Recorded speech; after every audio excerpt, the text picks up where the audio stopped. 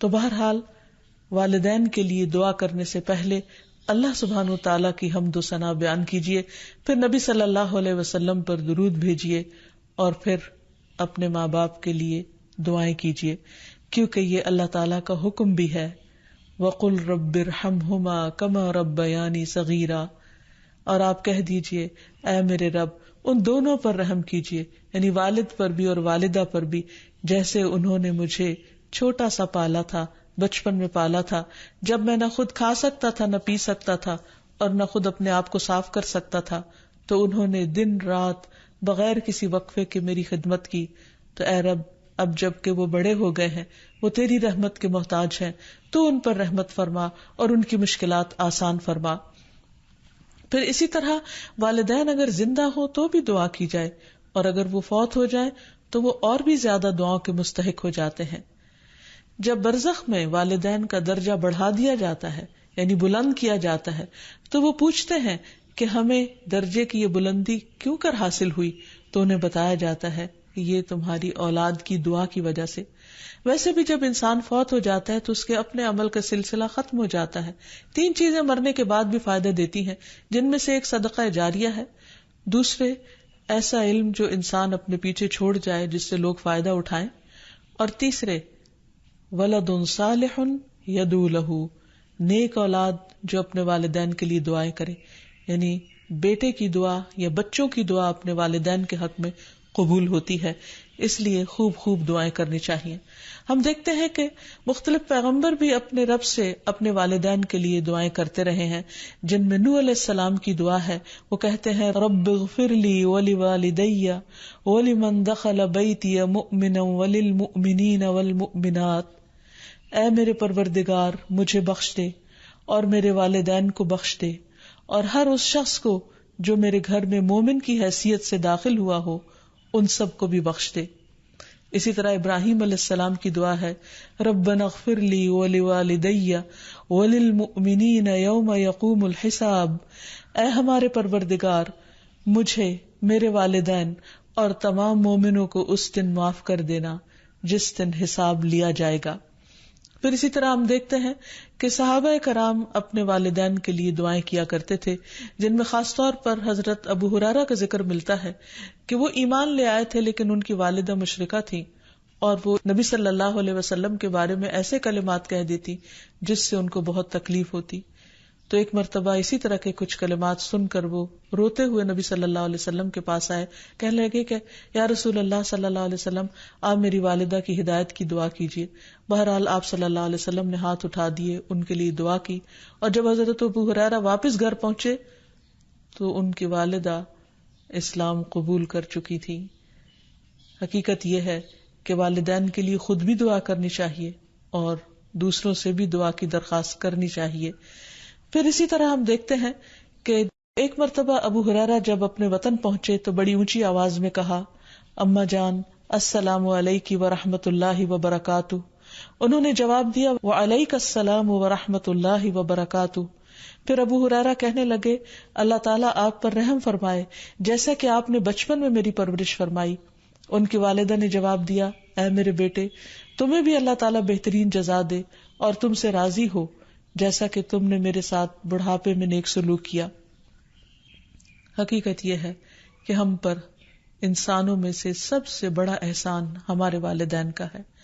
اللہ سبحانہ و تعالیٰ نے اپنے حق کے بعد سب سے بڑا حق ہمیں والدین ہی کا بتایا ہے۔ اللہ تعالیٰ نے بنی اسرائیل سے پکا عہد لیا تھا، قرآن مجید میں آتا ہے وَإِذْ أَخَذْنَا مِيثَاقَ بَنِي إِسْرَائِيلَ لَا تَعْبُدُونَ إِلَّا اللَّهَ وَبِالْوَالِدَيْنِ إِحْسَانًا، اور وہ وقت یاد کرو جب ہم نے بنی اسرائیل سے یہ پختہ عہد لیا کہ تم لوگ اللہ کے سوا کسی کی عبادت نہ کرو گے اور والدین کے ساتھ احسان کرو گے۔ تو حقیقت یہ ہے کہ والدین کے ساتھ احسان کرنا اس لیے ضروری ہے کہ ہم ان کا حق ادا نہیں کر سکتے جتنی وہ محبت کے ساتھ ہمیں پالتے ہیں۔ بچے والدین کی خدمت عزت کرتے بھی ہیں تو بعض اوقات مشکل میں پڑ کر بد دلی کے ساتھ، اس محبت کے ساتھ نہیں جو والدین کی محبت اپنی اولاد کے لیے ہوتی ہے، اور وہ ہر کام خوشی خوشی کرتے ہیں۔ والدین اپنے بچوں کے بڑا ہونے کی دعائیں مانگتے ہیں، لیکن جب والدین بوڑھے ہو جاتے ہیں تو بچے ان کے خیر و عافیت کے ساتھ دنیا سے رخصت ہونے کی دعائیں مانگتے ہیں. اور پھر والدین میں سے بھی خاص طور پر ماں کا حق ادا کرنا اور بھی زیادہ ضروری ہے، کیونکہ باپ کے مقابلے میں بچے کی پیدائش، تعلیم اور تربیت میں ماں کا حصہ اور ہاتھ زیادہ ہوتا ہے، وہ تکلیفیں بھی زیادہ اٹھاتی ہے. اور والدین کے لیے دعائیں کرنے کے ساتھ ساتھ ان کے ساتھ ادب اور احترام کا سلوک بھی کرنا چاہیے، خواہ وہ مسلمان نہ بھی ہوں، خواہ وہ اللہ تعالیٰ کے فرما بردار نہ بھی ہوں.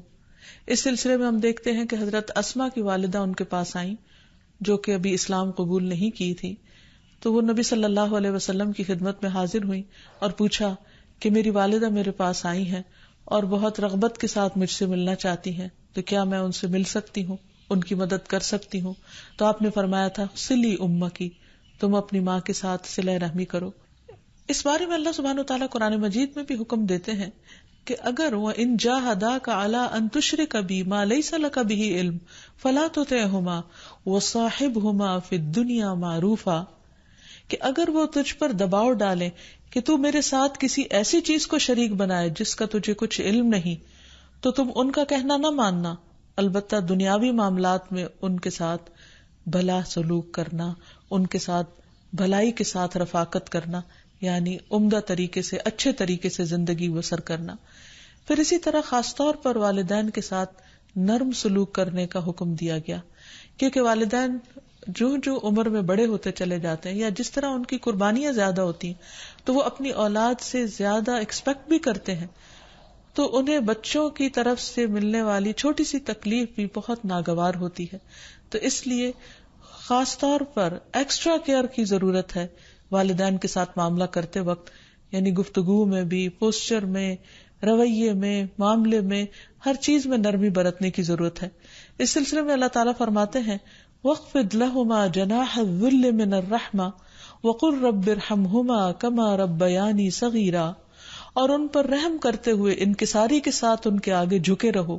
اور ان کے حق میں دعا کرو کہ اے میرے رب ان پر رحم فرما جیسا کہ انہوں نے بچپن میں مجھے محبت اور شفقت کے ساتھ پالا تھا.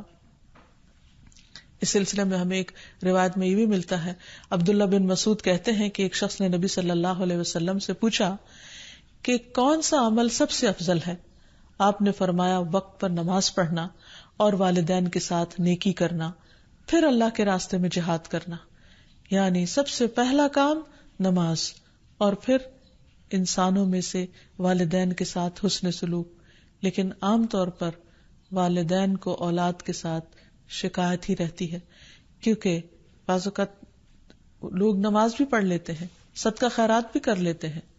لوگوں کے ساتھ اچھی طرح بھی معاملہ کر لیتے ہیں، لیکن والدین کے ساتھ ان کا وہ شفقت اور محبت کا معاملہ نہیں ہوتا جس کو وہ ڈیزرو کرتے ہیں. آپ دیکھیں کہ آیت میں